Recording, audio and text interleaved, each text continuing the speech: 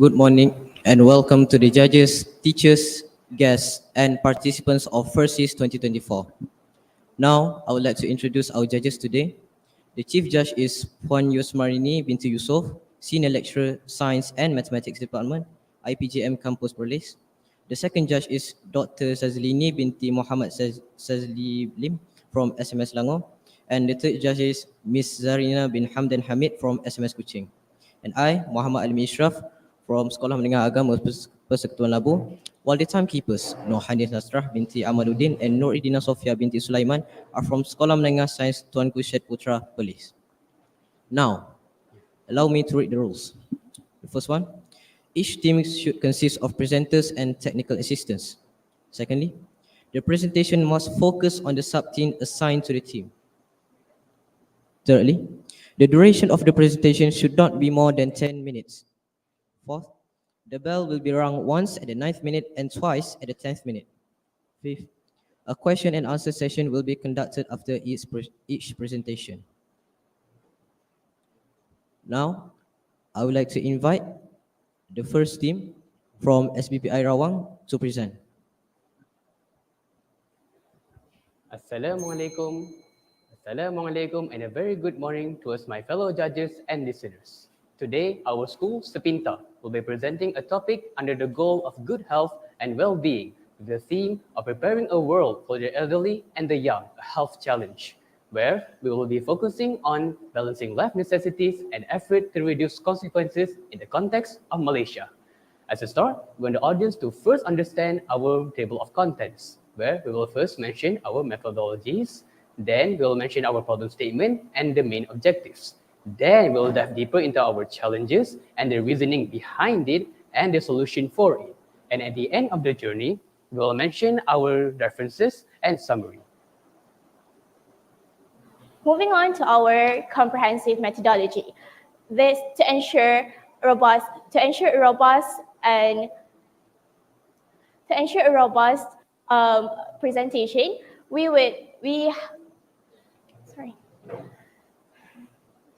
To ensure a robust presentation, we have analyzed published research papers and journal articles. Second, just then, we used inferential statistics analysis. And now to our problem statement, we stated that the Malaysian communities face various challenges to achieve the optimum level of physical health due to inadequate supplement consumption and lifestyle factors. Now talking about supplement and lifestyle, let's take a look at our objective, where the first one, we state that we want to increase the use of supplement among the elderly and the young, and the second one is to identify the cost-effective methods to achieve optimum level of physical health. Before we delve deeper into our research, we would like to clarify what is dietary supplements. Dietary supplements are products taken orally that contains one or more dietary ingredients intended to complement one's diet. These ingredients can be produced naturally through food sources or produced synthetically to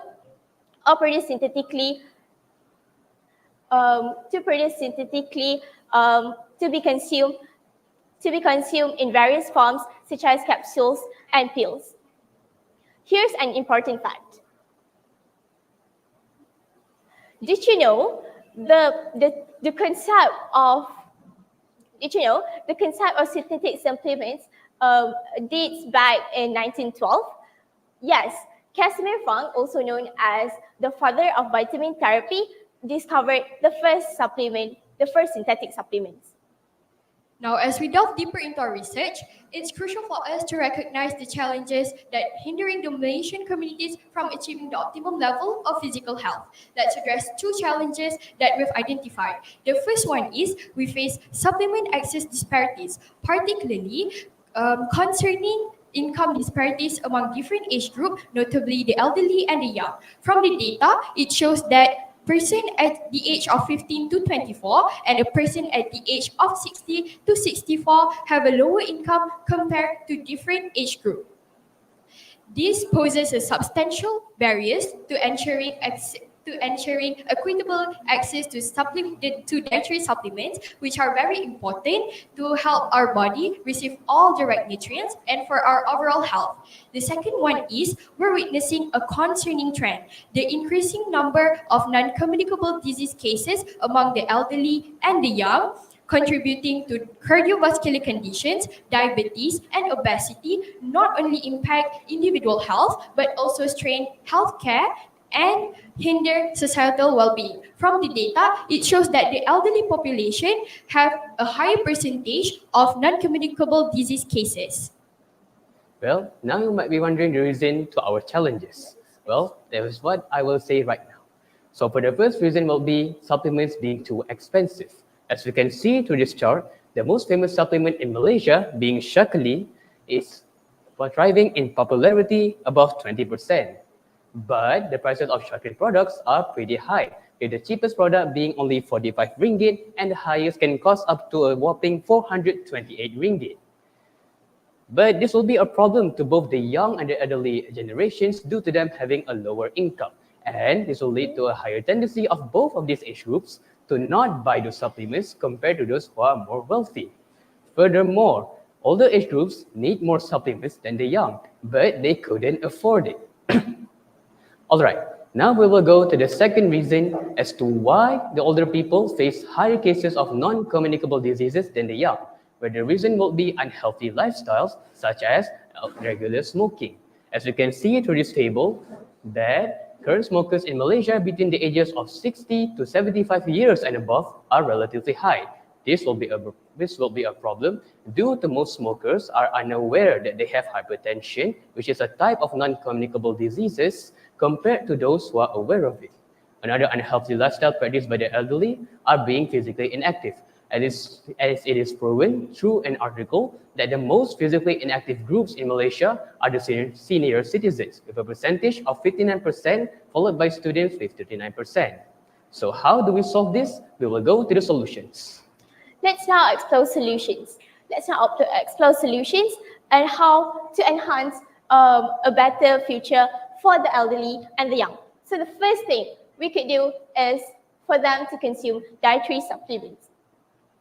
Or they could even practice healthy lifestyle by quitting smoking and do regular physical activities.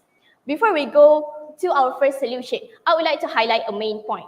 There are two main groups of people who don't take dietary supplements. The first group is people who can afford buying supplements, but they choose not to take them. And the second group is the one who cannot afford them.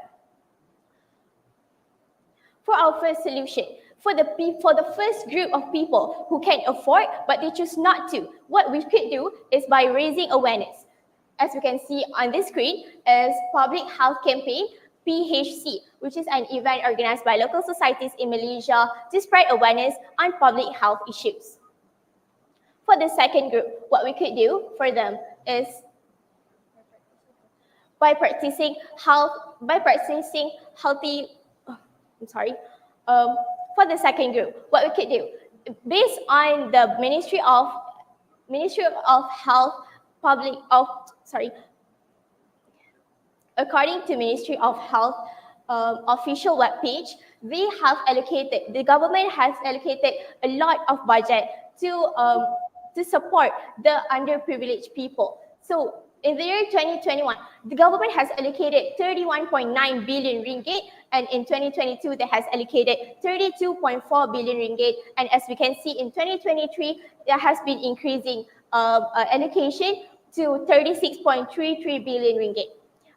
These are all healthcare that be subsidized by the government for the Malaysians. And for the second group, for the second method, what can do is to quit smoking. As we can see, after first year of quitting smoking, your chance of developing coronary heart disease is by 50% compared to someone who continues to smoke. And for 5 years to 10 years of quitting smoking, your risk of having stroke becomes the same as someone who has never smoked before. And for the 15 years, after you quit smoking, the risk of coronary heart disease is as low as the non-smokers.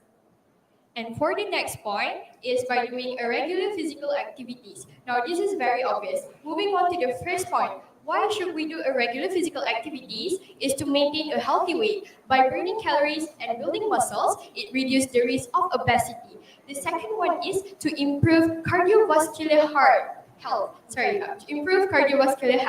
by doing aerobic exercises, jumping, and stuff like that to strengthen the heart and improve blood circulation to reduce the risk of heart disease such as heart attack and also minor stroke. And the last one is to strengthen bones and muscle to reduce the risk of having an osteoporosis.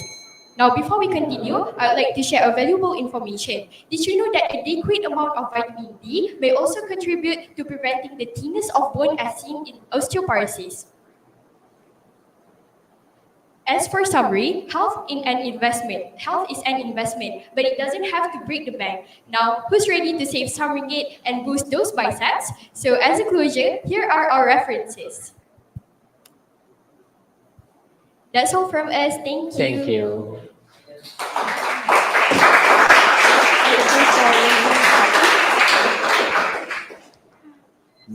Now, I would like to open the Q&A session by inviting the spectators to ask questions to the presenters.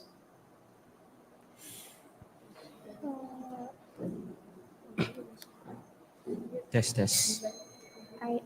Okay, so considering the limited healthcare resources, how do you set priorities between the elderly and the young?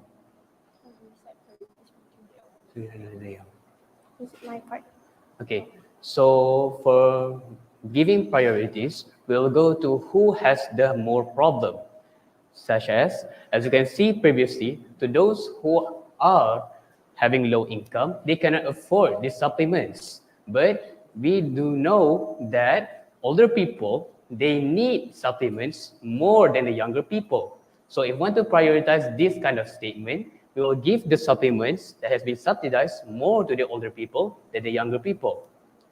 Why? Because they cannot afford it due to them having low income. All right? So our priorities, we focus on both of them, the elderly and the young. But it's more focused on the elderly due to them having low income and not buying supplements the most. Does that answer your question? All right. So anyone has under? Thank you for your presentation.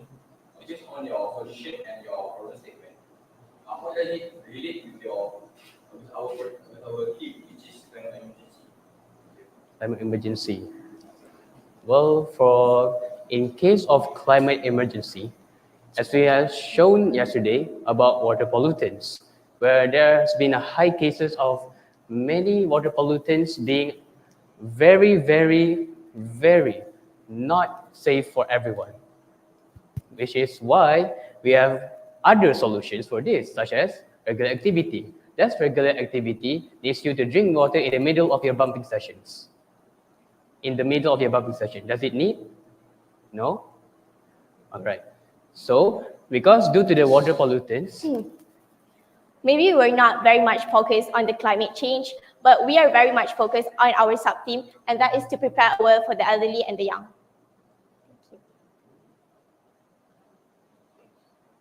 right, does that answer your question, my friend? Right? Okay, so does anyone have another question?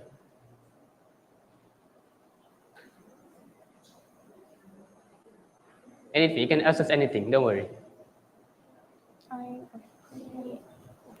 Assalamualaikum. Assalamualaikum and a very good morning. Okay, anyway, congratulations on your presentation. Okay, you have done a great job. Okay, so my question is, in your slide just now, you mentioned about physical activity, okay, and nutrition. Okay, my question, what alternatives can be taken, okay, to promote physical activities and nutrition among different age groups, which is elderly and also young people? Okay, thank you. So your question is, can you repeat your question? Sorry. Okay, what alternatives can be taken, okay, to promote physical activities and nutrition among different age groups. Or what we're talking about now is the elderly and also the young people, right? Okay, so in Malaysia, we already have a lot of, the public marathon, the public races for all of us Malaysian to participate in. So we can, yes, join the marathon and have a healthy lifestyle. And also in Malaysia, we have a lot of facilities like gyms, Pilates, which offer us to join them and practice doing regular physical activities there. In terms of nutrients, we already have mentioned before that we raise awareness through campaigns such as public health care, which is also related to vitamins and supplements, which means if we give awareness to them, they will go to public health care and they will take medication. By taking medication, they will have more vitamins and nutrients. Which is that.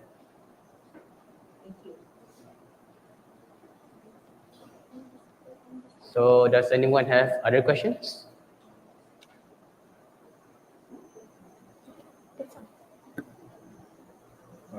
And that concludes our Q&A session for this presentation. Thank you for the presenters for presenting a fascinating presentation. And thank you for spectators to ask questions.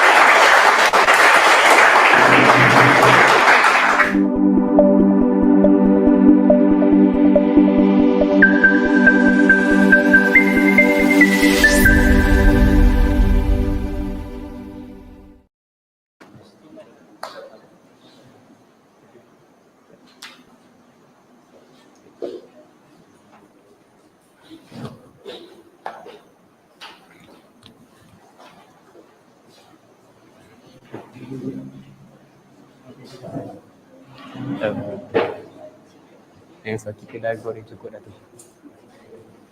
Jap, mic, sorry. Aku fikir lagi nak keluar ni.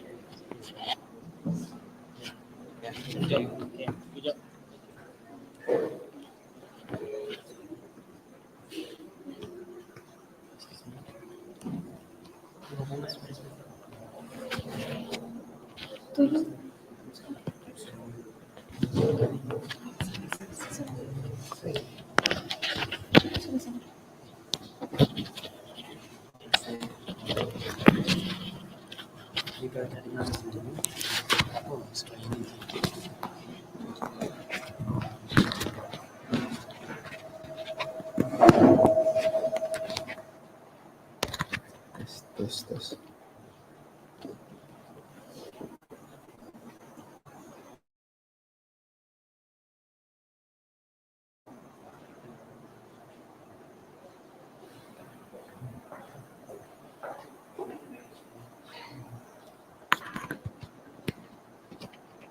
Okay. Now, I would like to invite the team from SMS, TENGKU Muhammad FARIS PETRA, to present. Ladies and gentlemen, I ask for your attention towards the screen.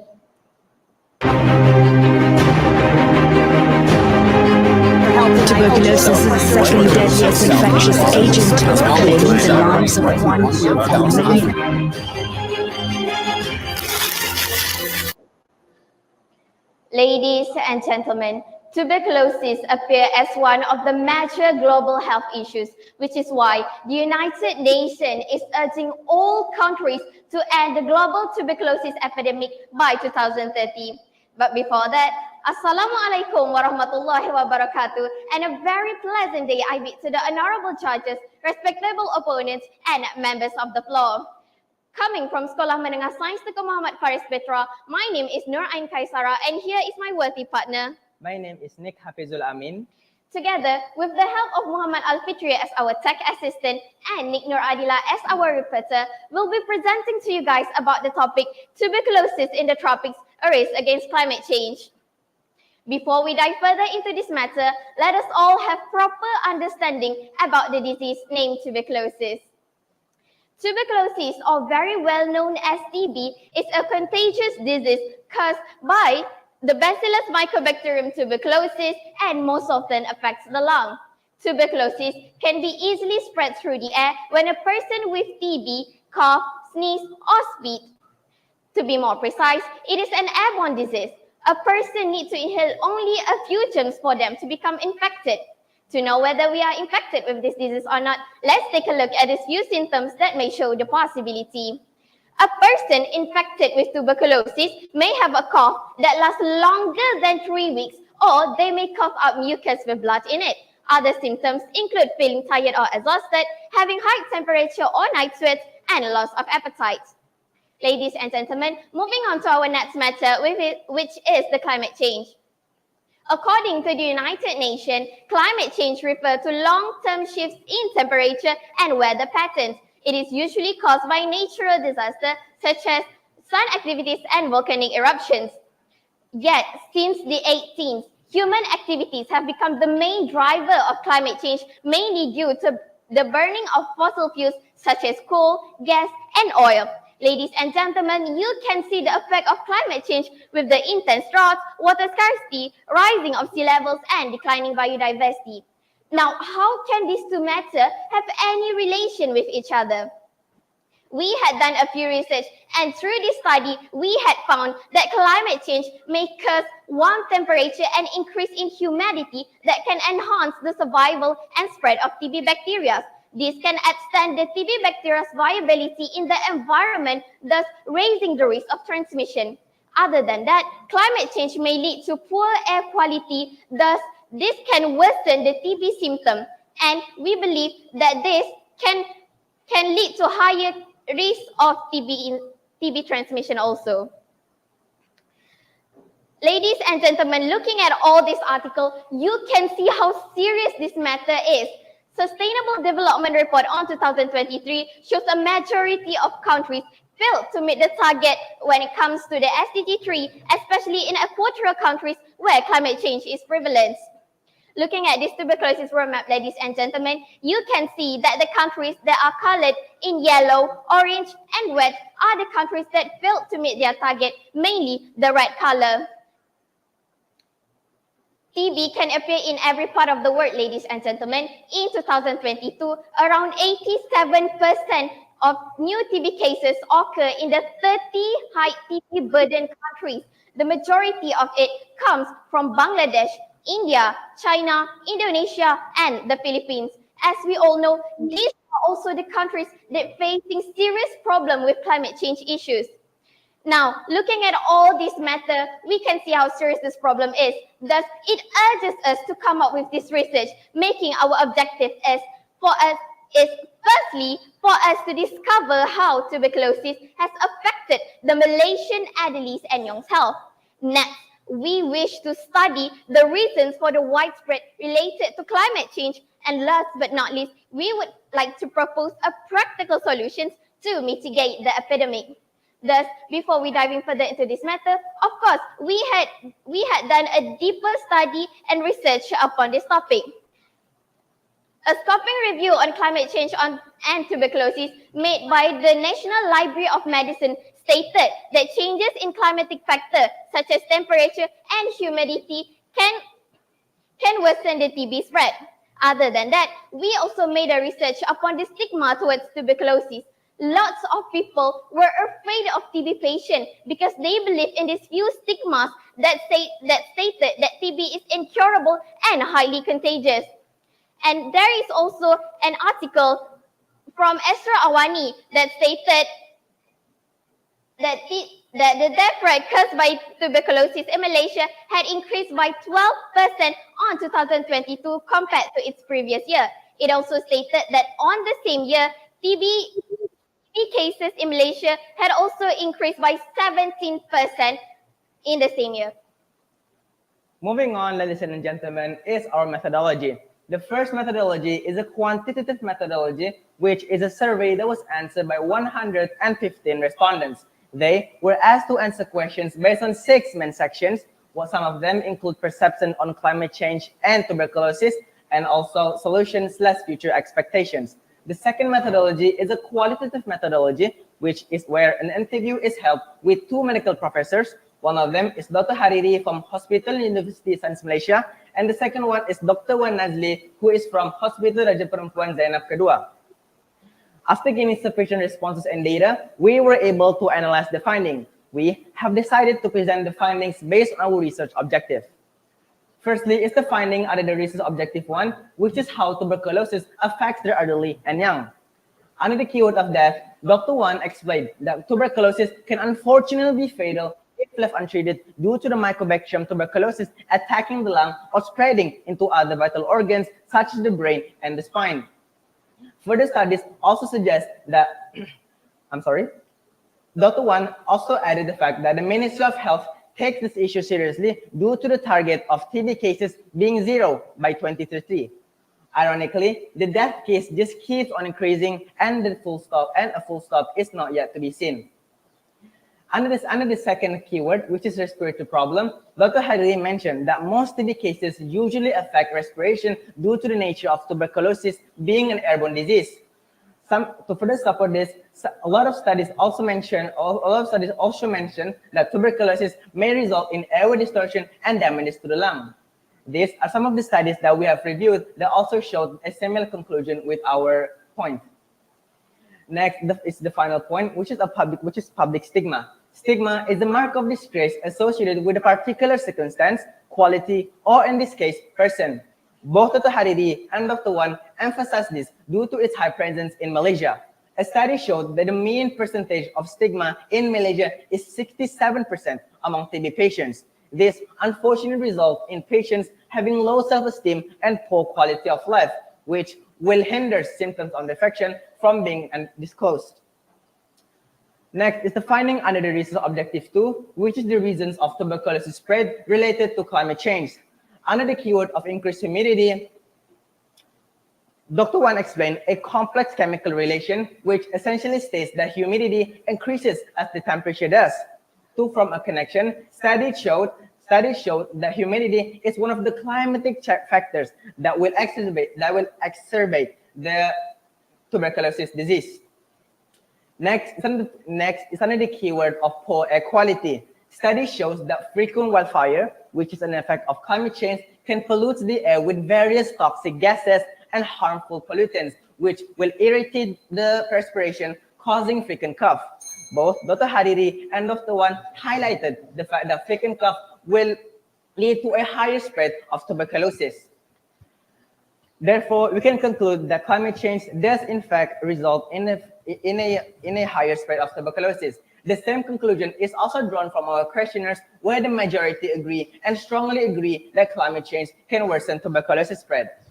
Based on the findings, we were able to come up with a few recommendations that operate under the famous proverb, prevention is better than cure. This is also in line with our research objective 3, which is to provide a practical solution to mitigate the epidemic. Firstly is a TB test kit. A TB test kit is a set of materials/components that is designed to perform TB diagnostic. Do you know, ladies and gentlemen, that TB test kit is not available in Malaysia? Upon hearing this fact, Dr. Hariri was surprised due to how critical it is for infectious disease. Through a TB test kit, this will serve as a way for individuals to detect Mycobacterium tuberculosis in themselves if they exhibit any light symptoms. Through a tuberculosis test kit also, the test is rapid and therefore early detection can be made and patient will be pinpointed and early treatment can be given. Also, individuals wouldn't need to go outside exposing themselves to the harmful environment that contain both high humidity, and air pollution that may exacerbate their disease. To further strengthen this, we draw a connection to a study that shows that a COVID test kit is conducive to daily epidemic control and achieving early detection and treatment. If the patient, however, exhibit any worsened condition, they can go to our second recommendation, which is a tuberculosis care center.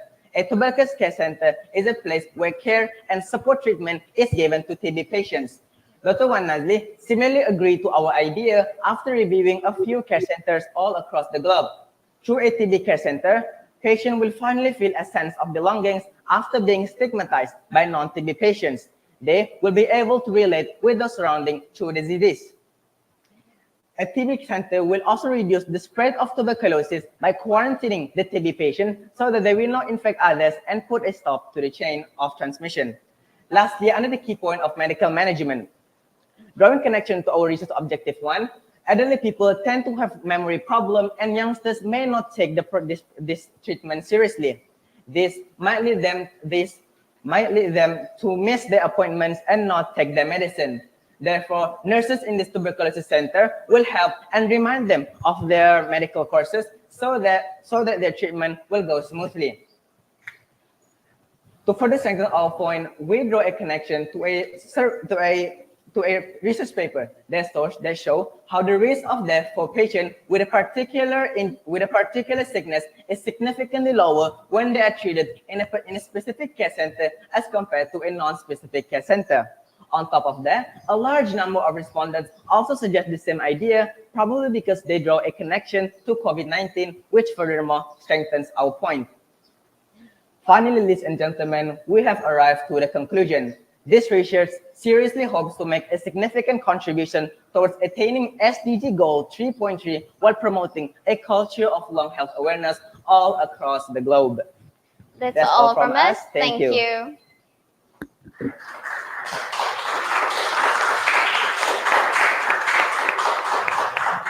Now let's open up the Q&A sessions for today. The spectators are free to ask questions as they like.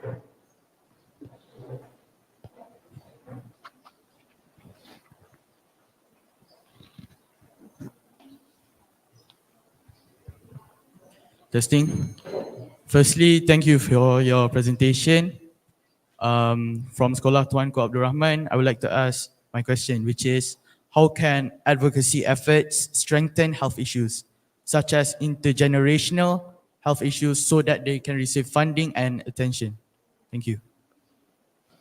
I'm very sorry, but could you please repeat the question again, please? Thank you very much. How can advocacy efforts strengthen health policy, such as intergenerational health issues, so that they receive more funding and more attention? That's my question. Thank you.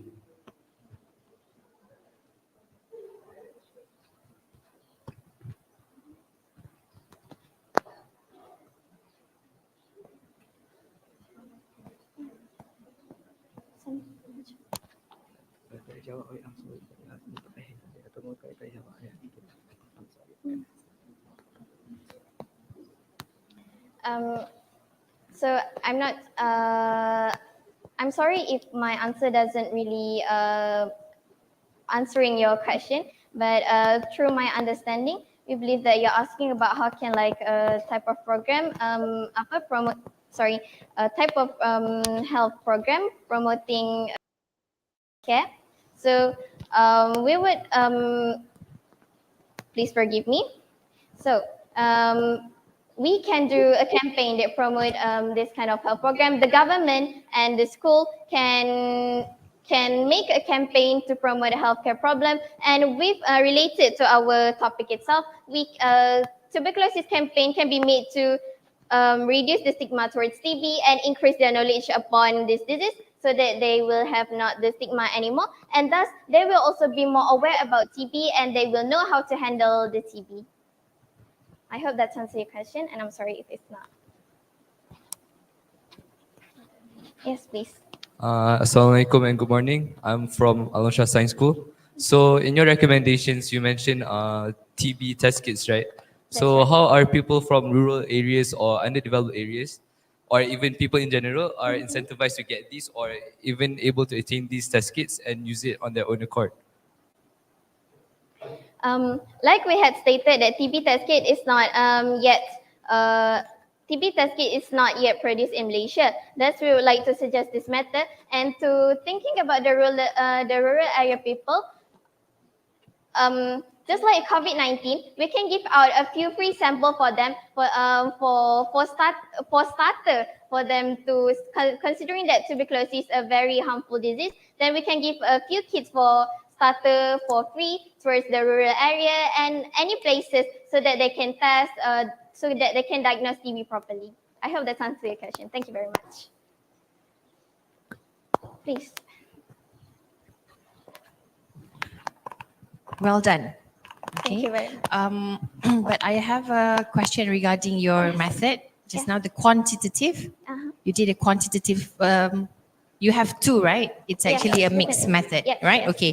So the quantitative method, you said there were 150 respondents. Mhm. Can I know the demographics of the respondents? Who are they? And So, just to see the relevance of the responses. Okay. Okay. So, considering that we also want to know about public opinion upon the TB itself, whether they are aware towards TB or not, that is why we give this Google form towards the public, such as there are also government workers, students, and much more, with different range of age, so that we can know their opinion, public opinion towards the TB.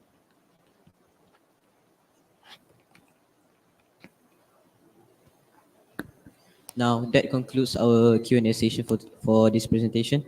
Thank you for presenting. Thank you very much. Thank you. Thank you for your attention.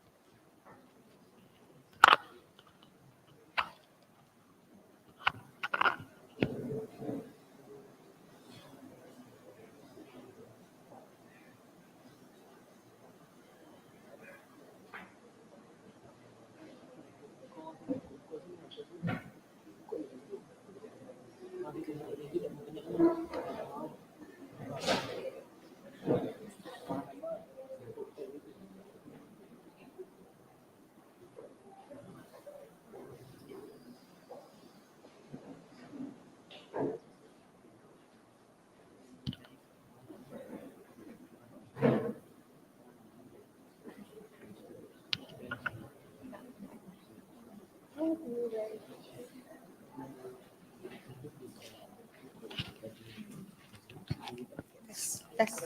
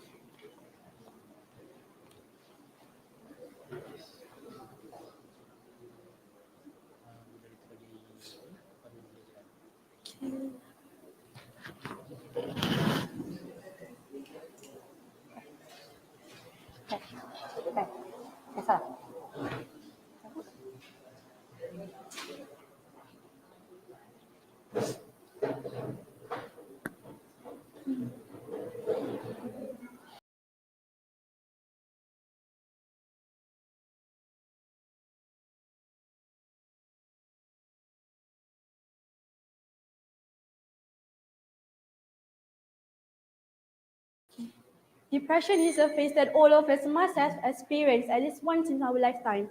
But can we imagine being depressed while facing natural disaster effect at the same time? So let us discuss about it. But before that, Assalamualaikum and a very good morning. We bid to understanding judges, brilliant moderators, accurate timekeepers. Lastly, members of the floor. I'm Kaisara. And I'm Nadiatul. We representative from Sekolah Menengah Sains Teluk INTAN are going to present our research titled Natural Disaster, the Cause of Depression Amongst Youngsters and Elderly. Before we get into our slides, let's introduce our team members. Firstly, we have Kaisara as our presenter, Nadiatul as our moderator, Shaputra as our rapporteur, Jihad as our technical assistant, and lastly, our assistant teacher, Mr. Khairul Nizam. Now let us identify the background of our study. As we all may know, climate change is considered as a long-term shift in temperature and weather patterns where it could cause disaster aftermath, where, for example, landslide and floods. Now, ladies and gentlemen, let us look at the article except. When the sky gets dark, my stomach will sting, said by one of the flood victims. From here, we can see that natural disaster do cause for the natural disaster survivors to experience extreme grief and anxiety. Therefore, our study delves into the perception of depression among youngsters and elderly caused by natural disaster in Malaysia. While the effects of natural disaster may be acknowledged by the general public, there remains a vast gap of insight between the affected and those who hasn't experienced such tragedy. Now moving on to the significance of our study, where we have three major goals. We aim to provide better insight for the affected and revamping the implementation of programs to identify early symptoms of depression in order to raise awareness amongst the general public and understanding how can climate change lead a person into depression. Continuing to our problem statement, we can see that Sharifah Izzat Wan Puteh, a professor from UKM, had conducted a study about post-flood that happened in Pahang. He stated that long-term effects suffered by victims such as depression and trauma are often mistakenly considered as normal by the community members and assume that in these times sufferers will recover by themselves. This sentence alone had proved to us that depression is occurring post-natural disaster. This is due to the loss of home, income, and family members and friends. This can cause survivors grief and stress for a great period of time, which we want the public to be aware of.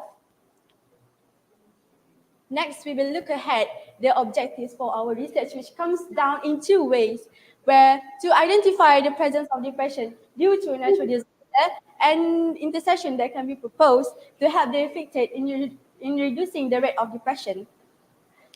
Now, regarding the questions about our topic is, can we identify the presence of depression due to natural disaster and what intercession can be proposed by any parties to help reducing the rate of depression among the affected? As for our methodology, our team had decided to do on two methods, which is both quantitative and qualitative. As for the quantitative methods, our instrument is questionnaires, when luckily we have gotten 113 respondents with 10 items and a descriptive analysis. As for our qualitative method, our instrument is interview and a descriptive analysis.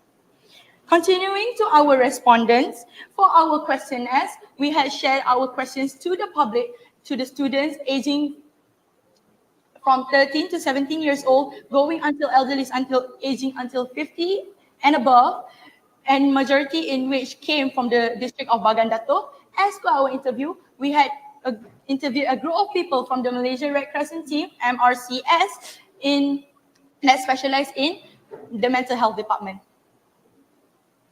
Now, here is our findings based on our response.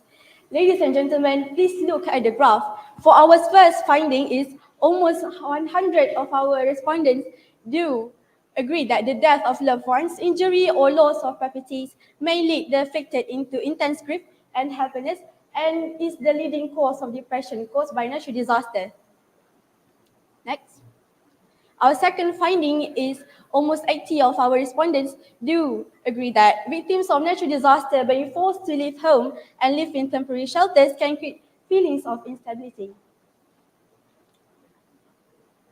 For the third finding, more than 80 of our respondents do agree that stress is exacerbated as access to necessities is limited, like food, water, and medical care during the natural disaster. For our fourth finding is high anxiety levels due to the fear of recurring natural disaster, where most of natural disaster survivors do fear that natural disaster could occur again. Last but not least, more than 80 of our respondents do agree that there is not enough awareness amongst the general public on depression by the cause of natural disaster. Lastly, we propose an open-ended question in our questionnaire on what efforts should be made by any parties to resolve the issue of depression caused by natural disasters in Malaysia. Firstly, powerful parties like government and non-governmental organizations, NGO, should provide more financial aid towards families caught in natural disaster. Secondly, we can improve the infrastructure to overcome natural disaster, where we can see the Japanese government did research to build anti-earthquake buildings to overcome the natural disaster to occur again. Ladies and gentlemen, the MCRS team have stated that firstly, natural incidents such as floods, droughts, and landslide can have a profound impact on adults in Malaysia. Financially, these events often lead to significant property damage, loss of income, and increased expenses for repairs and recovery. Secondly, they also say that children are particularly vulnerable to mental health issues due to witnessing the aftermath of natural disaster, due to exposure of trauma and family dynamic. Children witnessing the aftermath of natural disaster can develop anxiety and depression. Now, you guys may be wondering what are the efforts they did to help these survivors. Firstly, they had established a safe and supportive environment to help children cope, where children can engage in normal activities and receive emotional support. Other than that, licensed counselors at FRSIS provide immediate support through psychological first aid. This involves offering a listening ear and empathy. This may help them to be calmer after facing terrible conditions. With all that being said, here are the couple of suggestions that we would like to propose firstly, Agensi Pengurusan Bencana Negara, NADMA, should educate the public about the mental health impacts of natural disasters and available resources. With this, we can hopefully see people being more aware and caring towards these unavoidable disasters, hence more donations. Secondly, KKM should provide long-term mental health services, including individual therapy, group counseling, and support groups. This can help survivors get back on their feet to continue their lives without them getting overwhelmed from the situation that they've been hit. Now, thirdly and lastly, the state government should start offering financial assistance to help individuals and families recover economically, reducing the stress and uncertainty that can exacerbate depression. This can result in faster recovery time and income. Hence, this has answered our questions. Is there any intercession that we can do to help reduce the rate of depression amongst the afflicted? Yes, there is.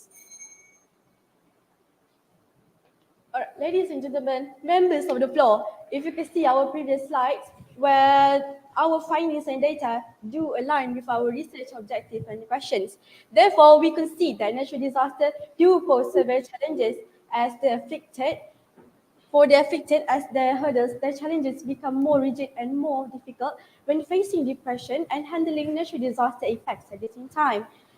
Hence, our study, which is the perception of depression amongst youngsters and elderly posed by natural disaster, highlights the significance of targeted mental health support and the need of resilient community structures, and also the prominent efforts and great support from the government and non-governmental organizations, NGO, in providing greater mental health support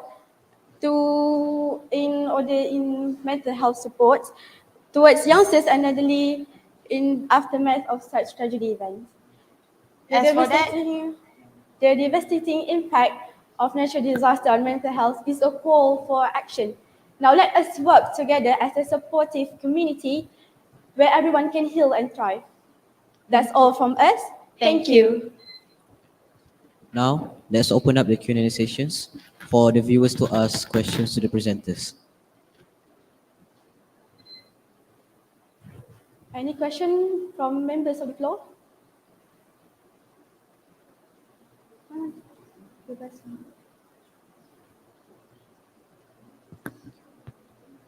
I would like to open up to the judges to ask questions to the presenters.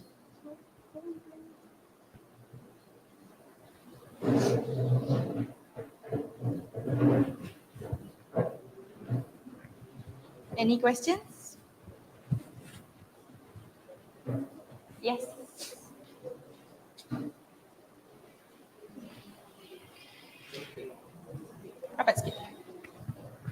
Excuse me. I believe that the suggestion that you're given is I have seen before and the effect is not very good. It's not very improving, effective. I believe as a student, as us, what we can do is more to mitigate the problems. Can you please repeat your question? Last question? It's a bit unclear. I believe that the suggestion that you've given is we have seen before and and it's not effective. But for a new suggestion, I'm asking for a new suggestion as a student, what we can do to mitigate the problem. Do you understand? Yeah, yeah, as a student. The problem Yeah. this question, right? Okay. I'm sorry, but your question is about us as students to cope this problem, is it? All right. As students, what we can do is help our friends coping their problems, listen to them with the problems, because, all right, we may not understand how harsh it works, how hard they are coping with their problems, but we could give an ear, give a leaning shoulder to them as a student, and also give out donations to them. Does that answer your questions? Is there any more questions?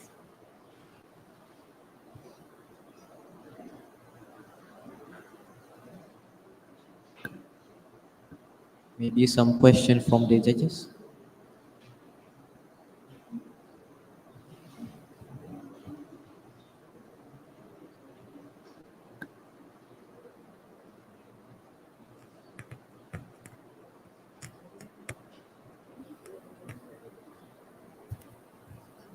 Okay, anyway, congratulations, okay, on your presentation. Okay, my question, in your opinion, yes, okay, how can we address the mental health needs of both elderly and the young in our communities?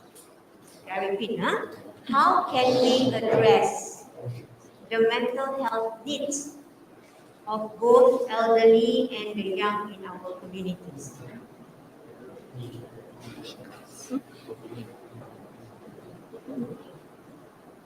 Nak cakap? I'll give you the mic if you want to. Okay.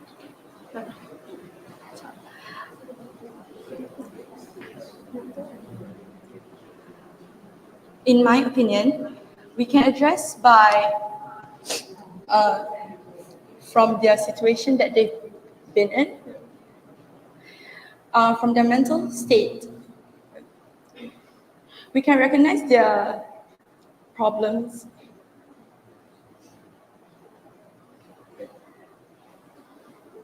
From my prior experience, adults tend to tell the story again and again, repeatedly, from my prior experience. So what we can do is by helping them in leaning a shoulder, because by the adults, what they are telling is an experience that they've been going through. And for the youngsters, is we can identify by their behavior, by how they speak. They tend to be more sad, more depressed. And the only thing, and we can, honestly, as a youngster too, if my friend is quite depressed, I will actually ask if he is okay. And I know youngsters tend to be difficult to express their feelings, but we could actually, it's obvious that they are depressed by the expression of face and their behavior. They tend to be less active in what they do, and loss of interest very quickly, rapidly. And that concludes the Q&A session.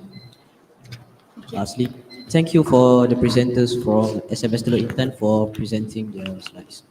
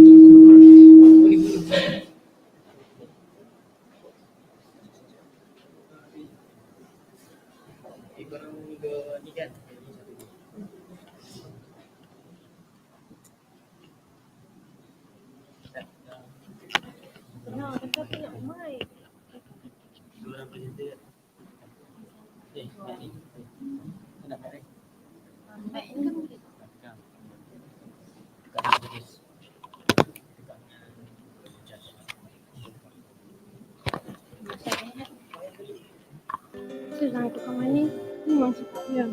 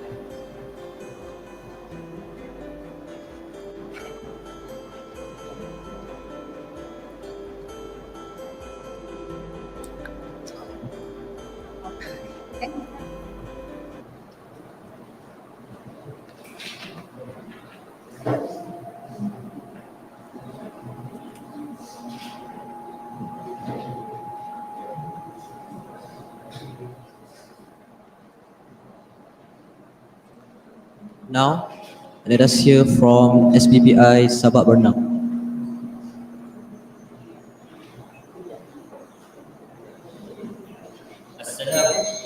Assalamualaikum and a very good morning everybody. My name is Akmal and I am responsible for presenting about our research, achieving healthy aging, and what lessons we may draw from the Japanese experience. Okay, a little introduction. Malaysia has been introduced among the countries with some great specific healthcare system.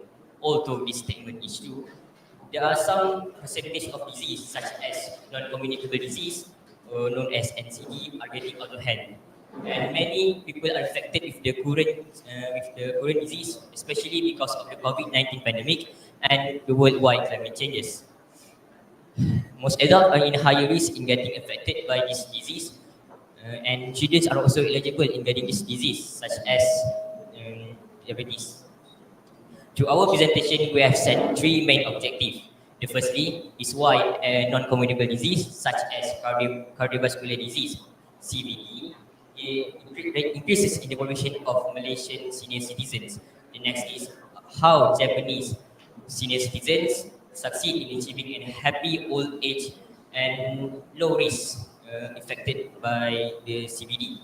And lastly is to suggest healthcare improvement to make in combating the increasing of cardiovascular disease in the Malaysian citizens.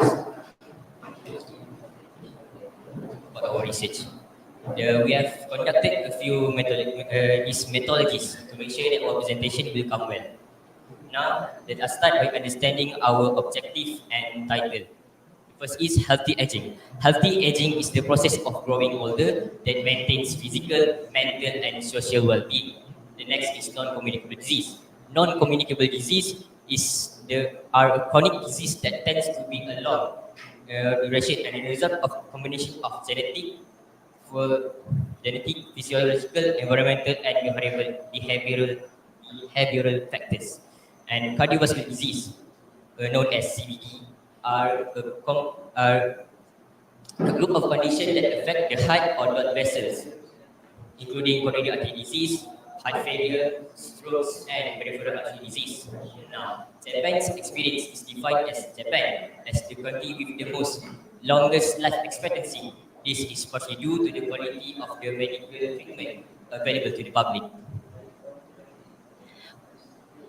We have collected official surveys from the National Institute of Health. According to the survey, causes of death in Malaysia 2023 age 30 to 95. It is medically certified. Among heart disease become the higher among the other diseases, following pneumonia, stroke, and others. We have conducted a survey by using Google Form, and we spread it to our school and our parents, And all across with our relatives, most of our respondents come from the range of 21 to 6 years old. And most of the respondents say yes to getting an NCD. Cardiovascular disease is beyond the highest among the others non-communicable disease that has been responded with throughout our Google form. Increases risk of NCDs is associated with environmental change brought on by climate change. With the highest environment following the genetic lower than environment percentage. In conclusion, the higher risk among the survey is around 51 to 60 years old. The most common non-communicable disease is cardiovascular disease, and the main causes of it is because of the environmental. For example, air pollution. And now for the research outcome. Okay, so for the first objective, factors contributing to increasing rate of cardiovascular disease cases in Malaysia are first, worsening air pollution and exposure to it. So, urbanization and industrialization has led to deteriorating air quality, exposing Malaysians to harmful pollutants and thus increasing the rate of getting heart diseases such as stroke and others. The second being high individuals' blood pressure level. Rising hypertension rate linked to their unhealthy diets could contribute to cardiovascular disease risk factors. And the third reason being physical inactivity. So, sedentary behavior and not taking regular exercises has led to are prevalent in Malaysia, causing obesity and other cardiovascular disease risk factors. And now we proceed to the second objective. Japan's low cardiovascular disease cases compared to Malaysia are because of first, their healthy lifestyle and mindset. So, the Japanese culture emphasizes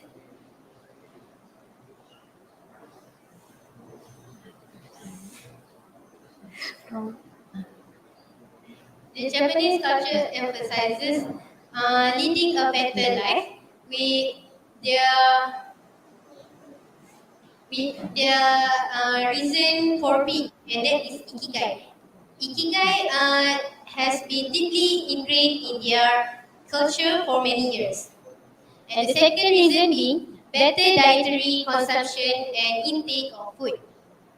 So, for this, the traditional Japanese diets, including rich source of food like vegetables, soy products, and fish, is associated with low cases of cardiovascular disease. And consuming this type of food will also maintain heart health and reduces inflammation. And the third reason being preventative healthcare method. So for this preventative healthcare method is actually the Japanese healthcare system use this method because the preventative measures and early interventions on health issues to find the preventative measures used to find any diseases such as tumors or uncontrolled cell growth so that they can find a cure to the patient faster. Now, following two findings, objective 3. Improvements Malaysia can do in reducing CVD rate are first, suggesting better lifestyle and dietary, such as physical activities, regular exercises, and consume natural organic food consumption. And secondly, promotes cardiac rehabilitation programs. In Malaysia, we have been promoting physiotherapy. We can promote this to the elderly, so it will improve their physical state of activity. Thirdly, adapting preventative healthcare method. Instead of we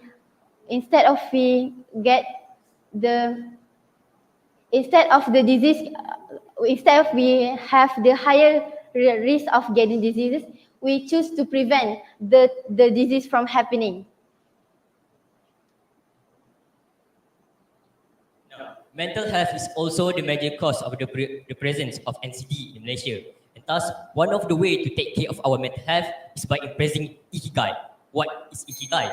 Ikigai is the concept of reason for being alive. Forms the backbone of the Japanese lifestyle principles. It revolves around finding purposes and joy in life, discovering and nurturing passions through work, hobbies, and relationships. It fuels a sense of fulfillment that radiates in energy. In conclusion, Malaysia's rising cardiovascular health concerns among seniors could benefit from adopting a healthier lifestyle akin to Japanese custom. By adopting these elements from the Japanese culture, like Ikigai, it can inspire Malaysians to adopt healthy habits like exercise, mindful eating, and sufficient sleep, boosting overall good health and well-being. Let us draw inspiration from the Japanese experience to create environments for good and health well-being. Thank you. All right. And now we are open for a Q&A session. Please do.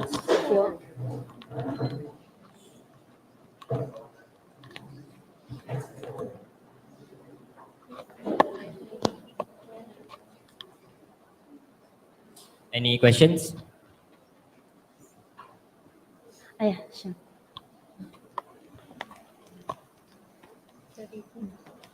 Kejap.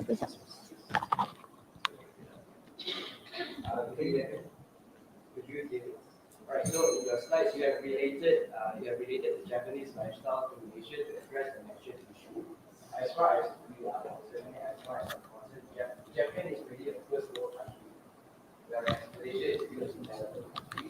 So they are first world countries where they have more advanced technology and higher level of living before we can. So my question is, Malaysia as a developing country, how could we keep up with that standard in short term?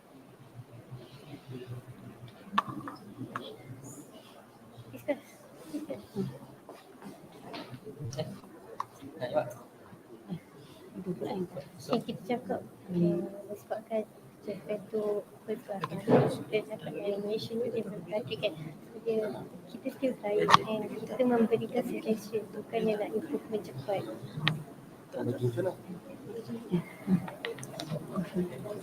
Okay, to answer sir's questions, our suggestions are still in suggestions, but we always learn from the best. So even though Japan is like miles away from us, I believe we can still catch up. Starting from the very first is the mindset, which is the Ikigai. Even the mindset can be applied in anywhere, such as the medical or the working parts. Thank you. Any questions?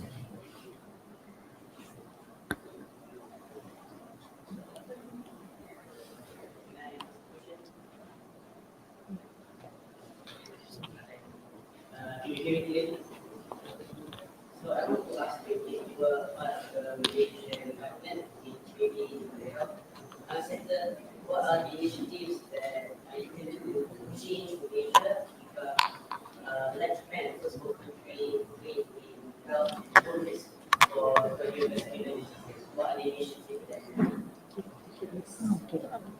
According to our presentation, we actually suggest something that has been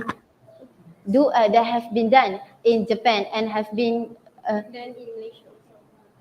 also not on, done in Malaysia also, but not actually we. Kuantiti tak banyak dilakukan di Malaysia. It's not in a lot of quantity has been doing it in Malaysia. So we want to overcome. We want to aware about the benefits of getting an ikigai. As you can see with the rises of Ikigai book that has been published in Malaysian has been shown that they are being on highest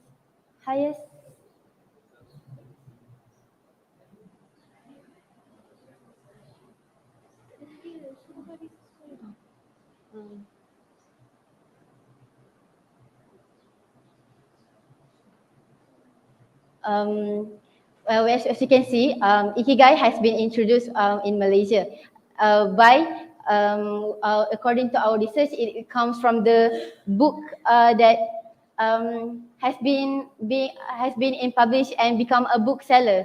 And when we throughoutly read the definition of the consumption of Ikigai, it shows that the way that Japanese specifically for the eldest Japanese developed this soul, or we could share the way of life by making their life more have a reasonable or meaningful being. And this is how they develop in making their health, making their health, their general health, personal health, improving. Yeah. Thank you very much. Okay, one more question. In your methodology.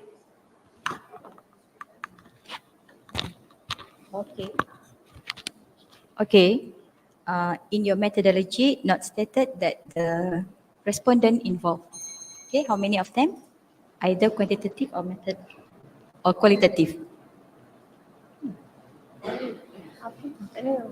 Your methodology, your method of your research cannot return either it a quanti or qualitative method. And how many respondents involved and who are they? How many people involved? Firstly, according to our survey, we provide the data come from the National Institute of Health under government. Yeah, and the response. And secondly, our survey comes from according to we share the survey come from our school and along with teachers, family and relatives. And the respondents is around 30 people. That has been 70 people.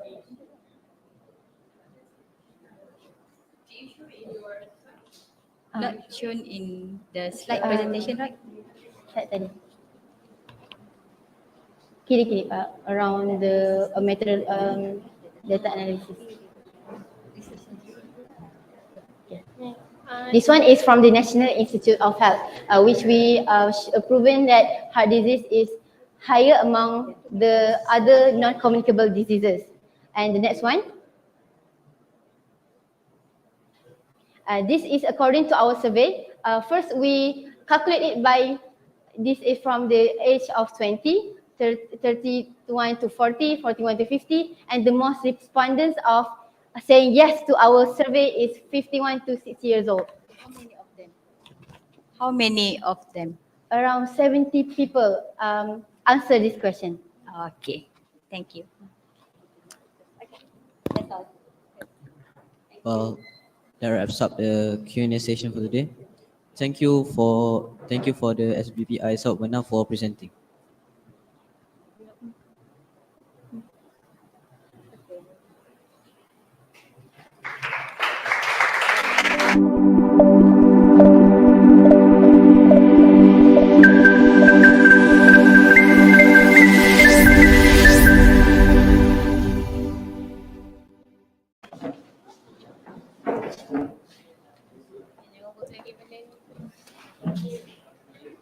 Gojek masa.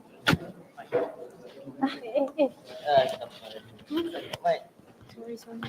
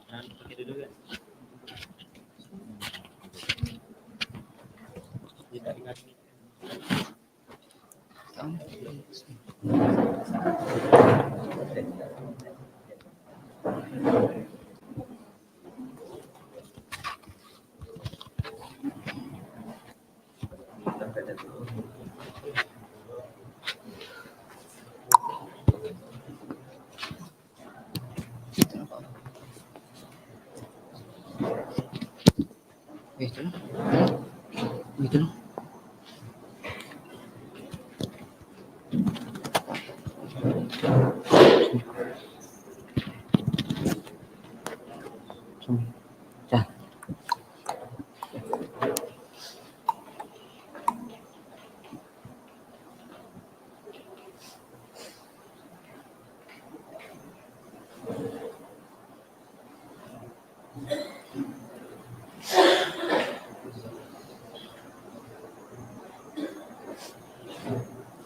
Now, I would like to invite Scholar Dato Abdul Razak to present.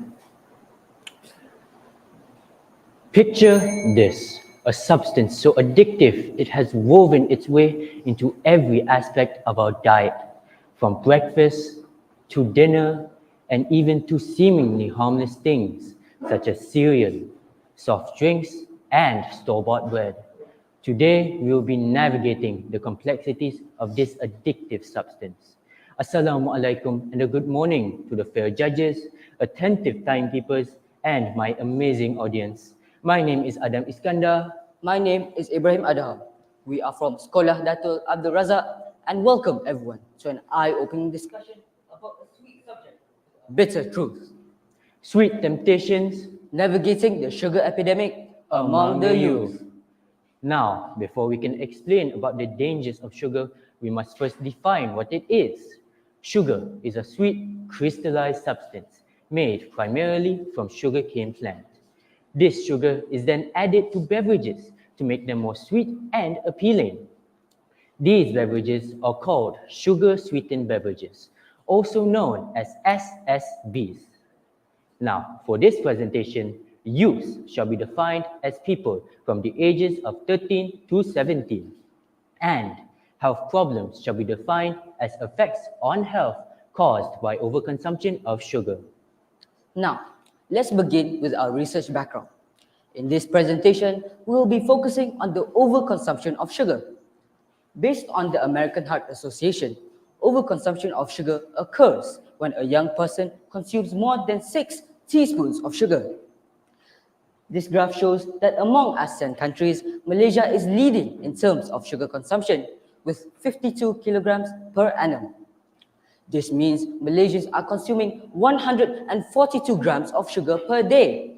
This is clearly exceeding the recommended amount and is why half of the Malaysian population are obese or overweight. So, why are Malaysians consuming so much sugar? This is because of the addictive qualities of sugar. It stimulates the release of dopamine, thus induces euphoria.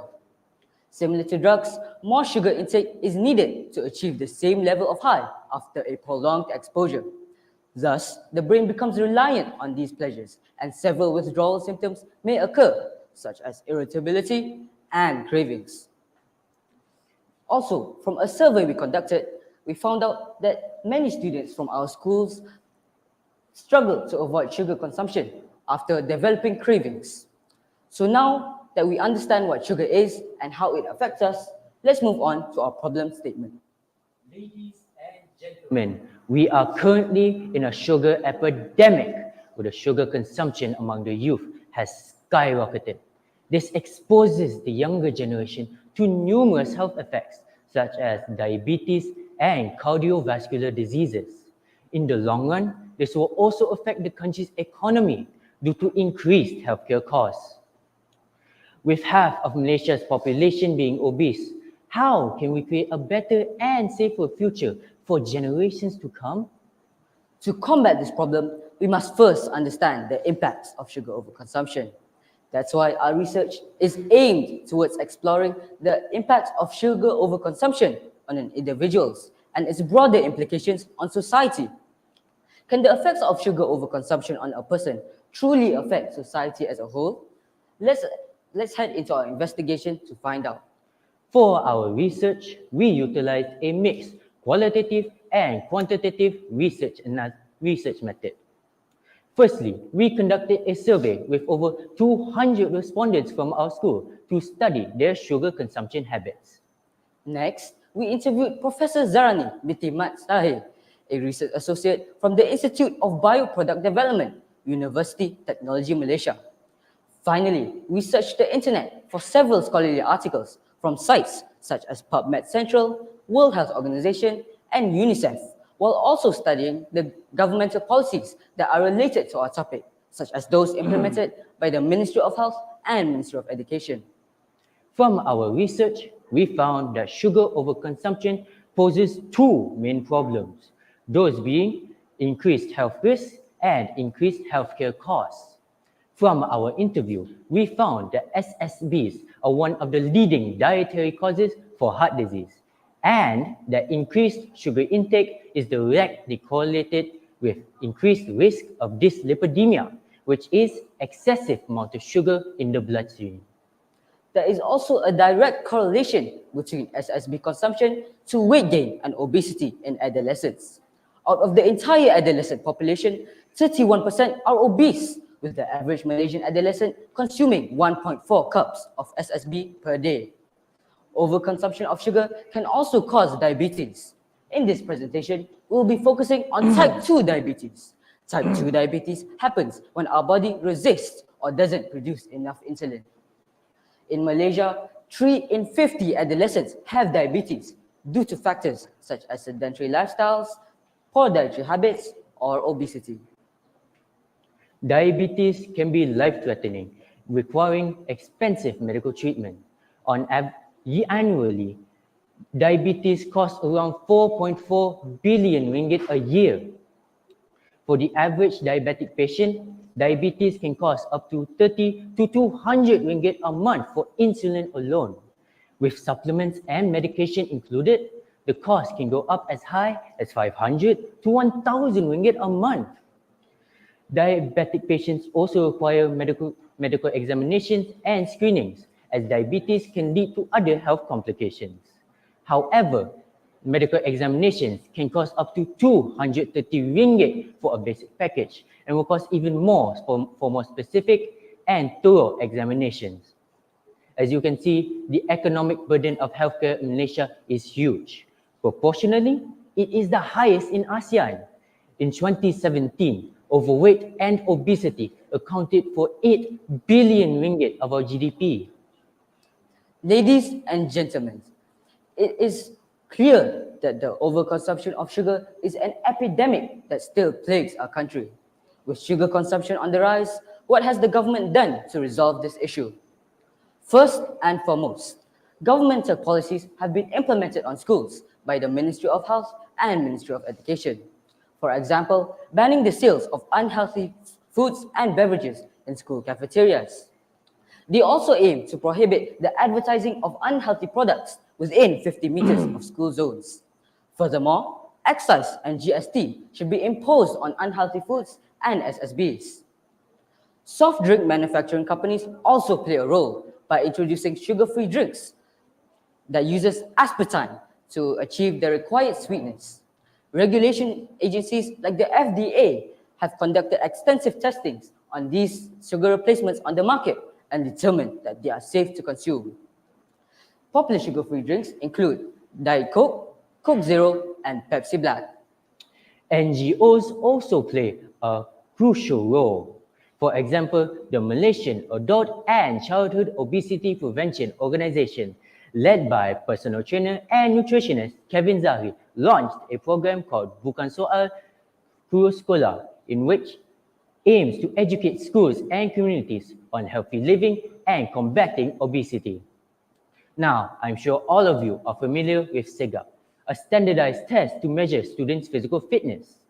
The data from SABAK can be used to identify overweight students, allowing schools to create programs which can help them get healthier.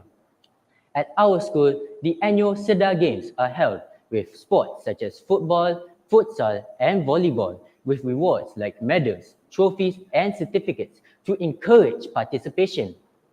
All of this will culminate in the Hari Olahraga Tahunan Sekolah, in which the winner will be announced. This is good for overweight and sedentary students, as they will be encouraged to participate in order to win on behalf of their house.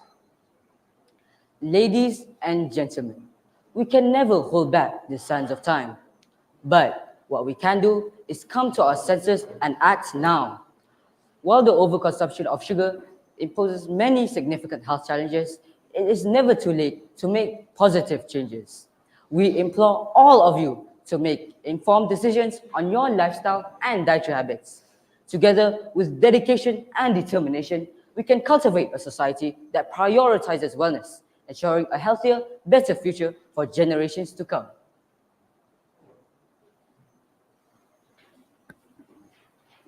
Now, let's start with our Q&A session. And now, the floor is open for the audience to ask questions to the presenters.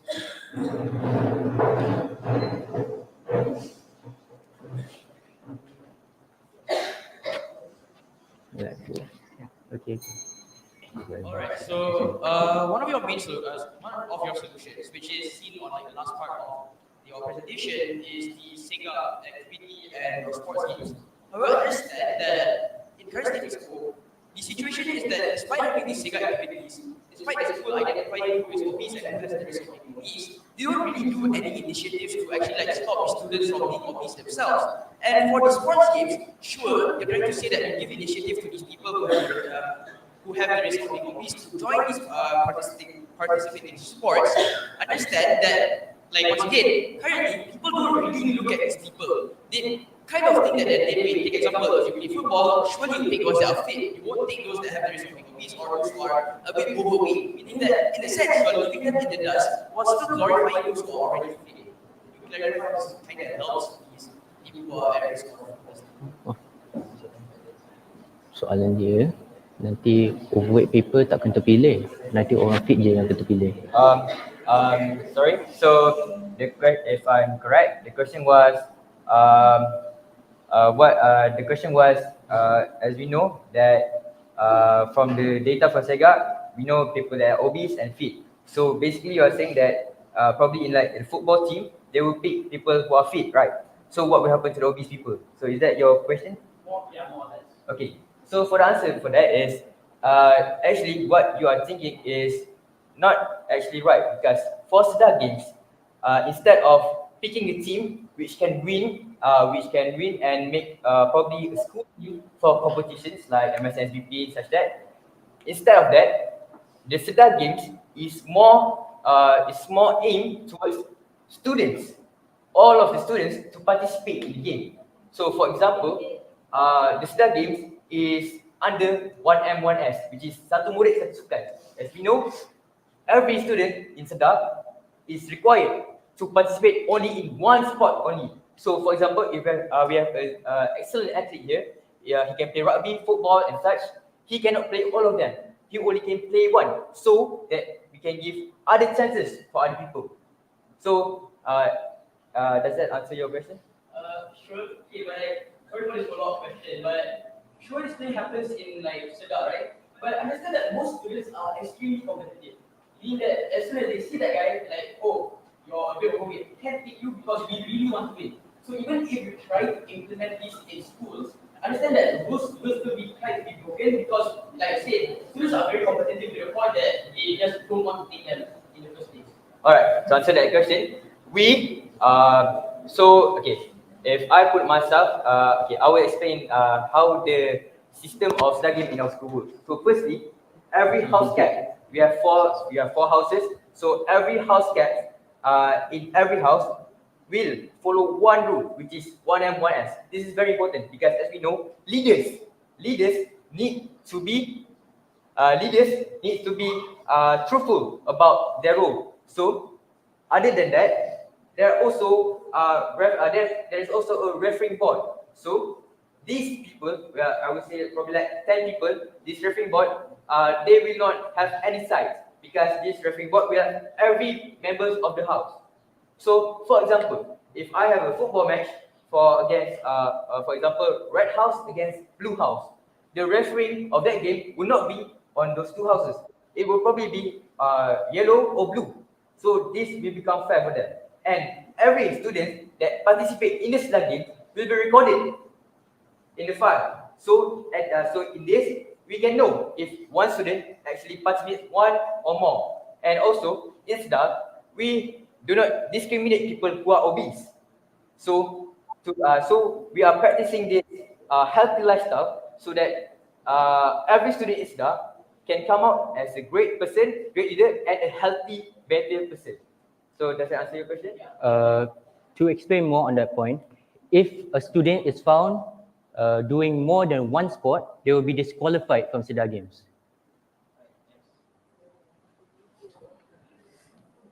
So hi. So hi, we are from Sekolah Pengasaran TENGKU from PETRA. I would love to ask you a question. How does the sugar epidemic related to our theme, which is climate emergency? So I will answer that question. First, sugar, we have to highlight the production of sugar. So with consumption of sugar increases, that means that it needs vast amounts of lands. So this can lead to loss of biodiversity, carbon emission, and greenhouse effect.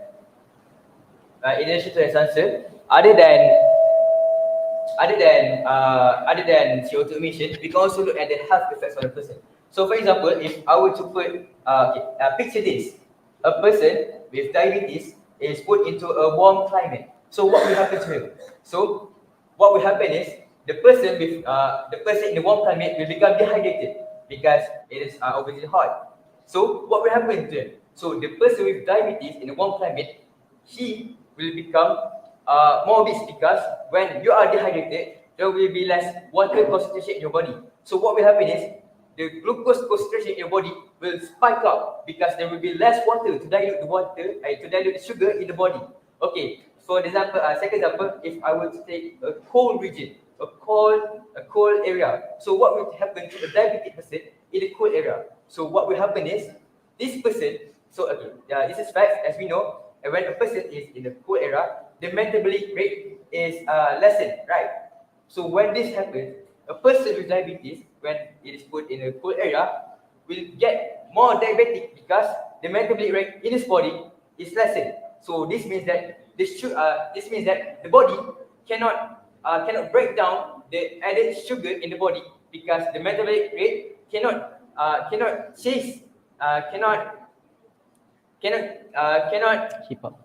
up with the sugar concentration in the body. So this will affect. In effect for them warm and cold climate. So this will in fact will make the concentration glucose in the body higher. And as we explained in our presentation, this will cause them to have dyslipidemia, and in return, it will also cause them to numerous health effects such as heart attacks and stroke. Because as we know, in our presentation, dyslipidemia constricts the blood vessel, so it is at risk for heart attack and strokes. So does that answer your question? All right.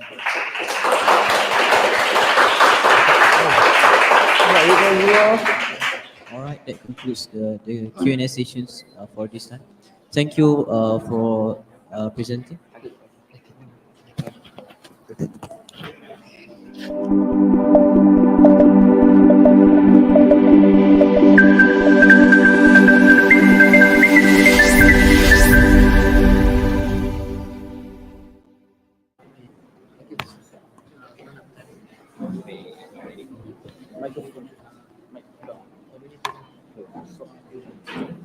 They both want to use it. No, I will not sign it.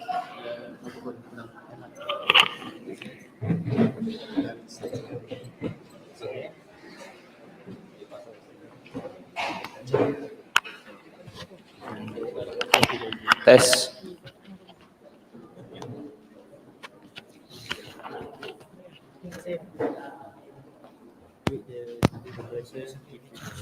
Ya. Banyak lagi. Ada apa-apa ni? Ada apa-apa lain? Ada.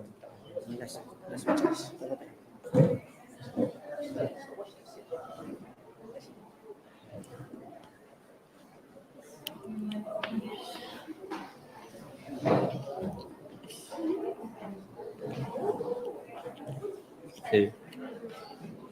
Lawa tu.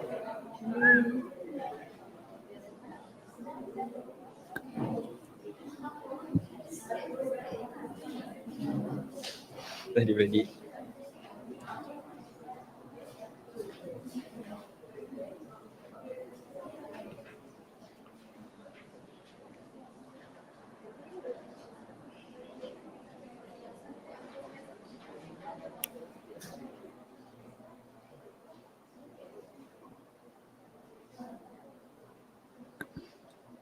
All right.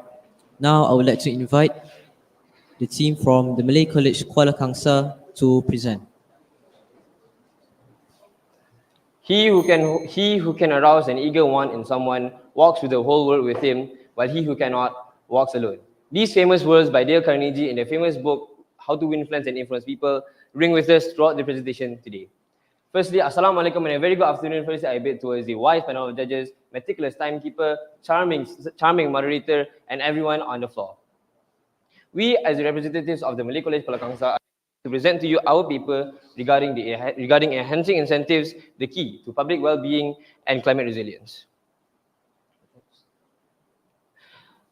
A few things I will be explaining within the research background, which are first the problem statement, objectives, research framework, and hypothesis for our research today.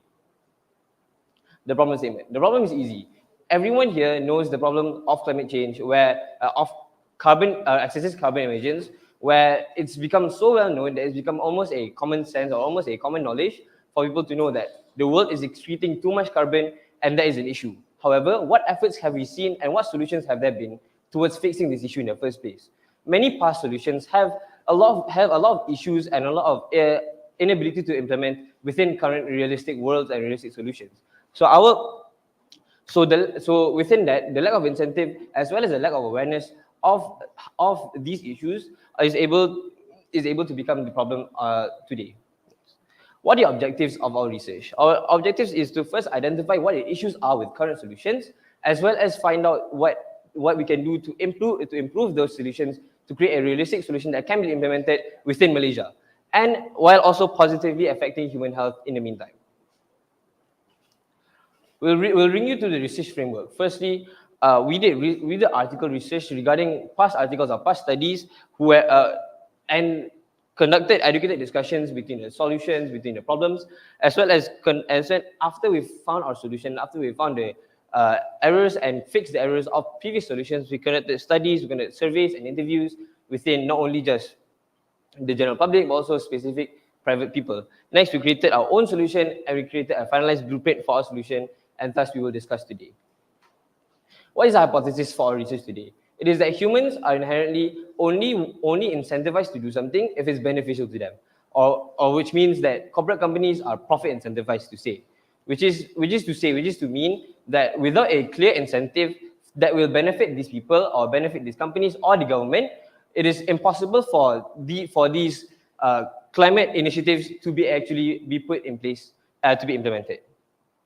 So going on to the methodologies, there are two ways that we've recorded and did methodologies. First is the quantitative method, and second is the qualitative method. For the quantitative method, we conducted surveys, which is mainly a real form, by distributing them in public events such as the book fair happening a few weeks ago and on Telegram groups where we urge people to answer these Google forms. And for quantitative methods, we've actually gone through we went through research, we went to libraries, looked for books related to the environmental crisis and climate change happening as of now. We've gone through several books or documentations on previous plans.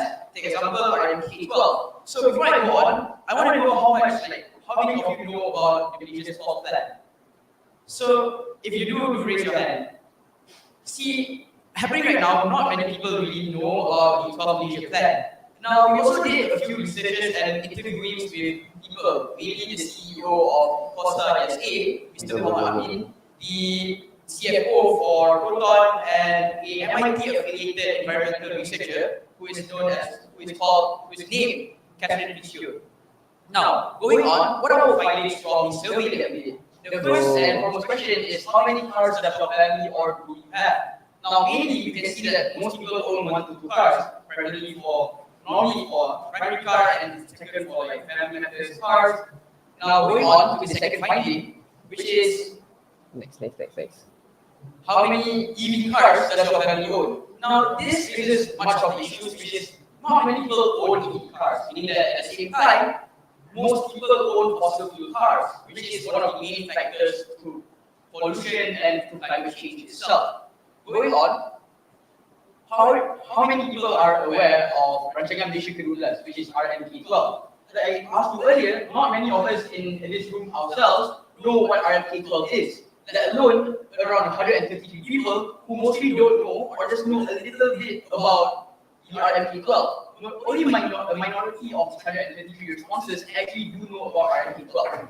Now, for our last finding, the question is, will you be convinced to switch to clean energy if it was enforced by the government and if financial aid is allocated? Now, it's obvious that the majority of people actually agree to this, meaning that in a sense, the hypothesis of people only agreeing and being compliant to stuff will be achievable only if it benefits them in the longer run or only if it benefits them in any way possible.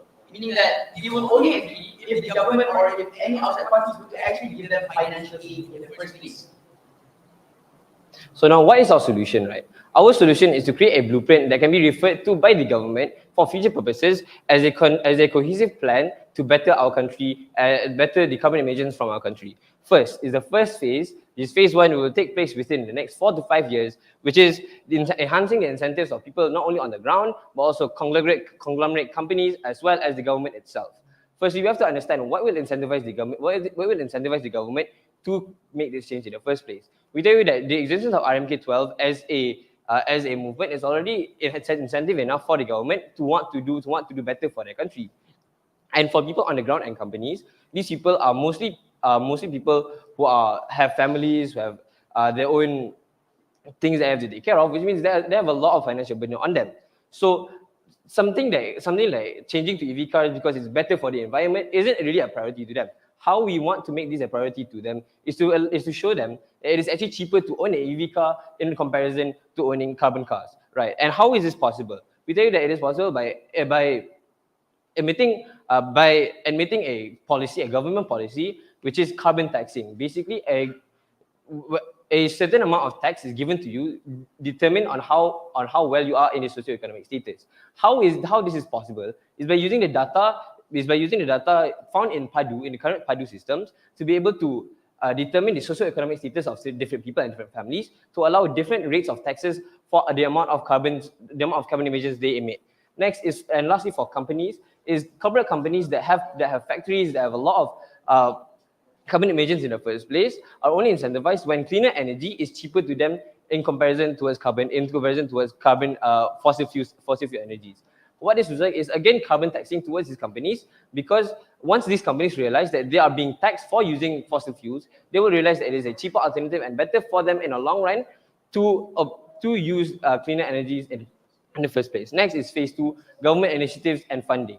Phase 2 will take place within the next 6 to 7 years, which is to say that government initiatives to create funding or to create to allocate certain funds towards companies, towards families, as well as using the PADU system again to determine how much money will be allocated towards different families, or different people, to different individuals with different economical statuses.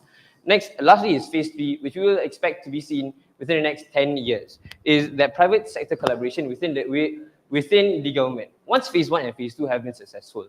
This means that people on the ground and not only that, but also companies and governments are incentivized to want to do better, to want to change into clean energies. This means that private sectors, like for example private companies like Shell or Petronas, will have the incentive to want to fund these people as part of their CSR program. Because at the end of the day, these companies want two things: money and public image. So when they are able to donate to these CSR programs as a part of the final overview, we tell you that this is when these companies are able to increase their public image, and this creates a cohesive environment for Malaysia within the next 10 years. For a more deeper analysis towards just our research paper and all the things that went behind it, you can scan the QR code here right now, or you can take a picture, scan it later. Okay, going on to the conclusion. So through the research, it's obvious that hypothesis is accepted, meaning that people are only incentivized to do anything or almost stuff only if it actually benefits them in the end. Now, the second conclusion is that it's more important for you to convince generations in order for change to actually materialize in the first place.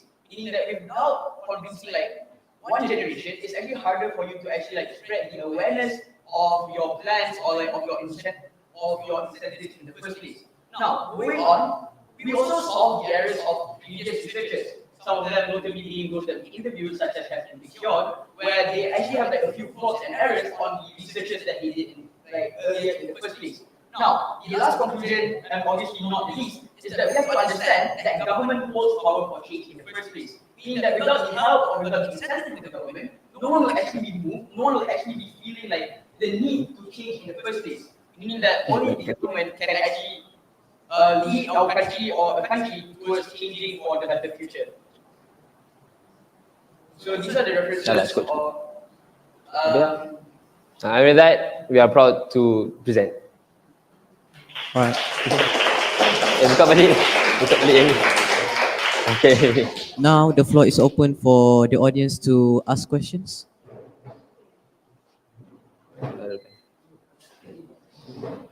Ayo, tak sempat dah.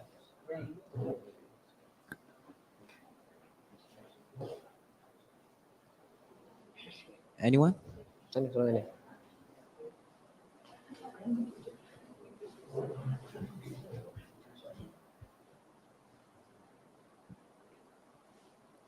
Well, maybe some from the judges.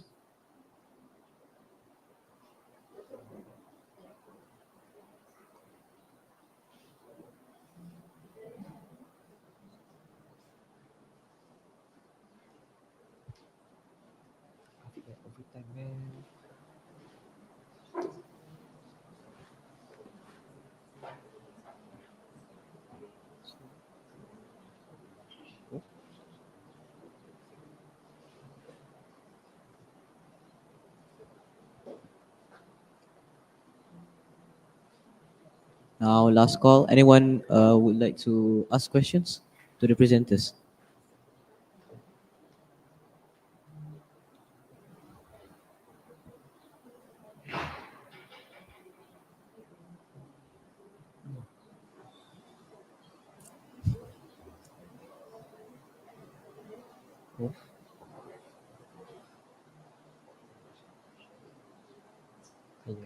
Semua dah penat. Semua dah penat.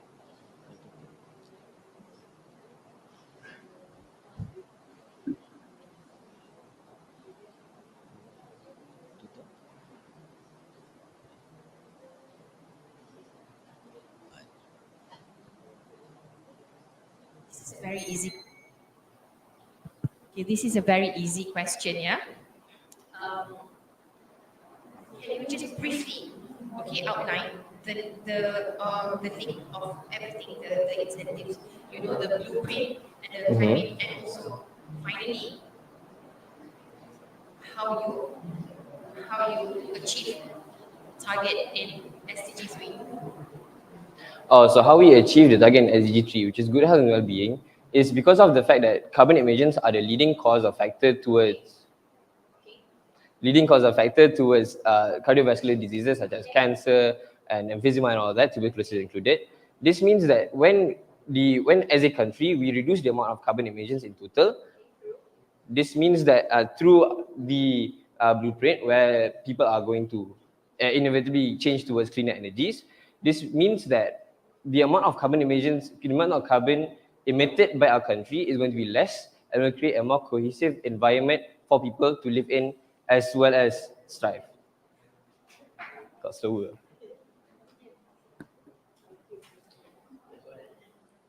Well, if there's Thank no you. more question, let us conclude the Q&A session for today. Thank you, the Malay KANGSAR, for presenting. Now that signals the end of this session. Thank you all to the teams that have participated for the interesting and fascinating presentation. Thank you to all judges for your time and the audiences.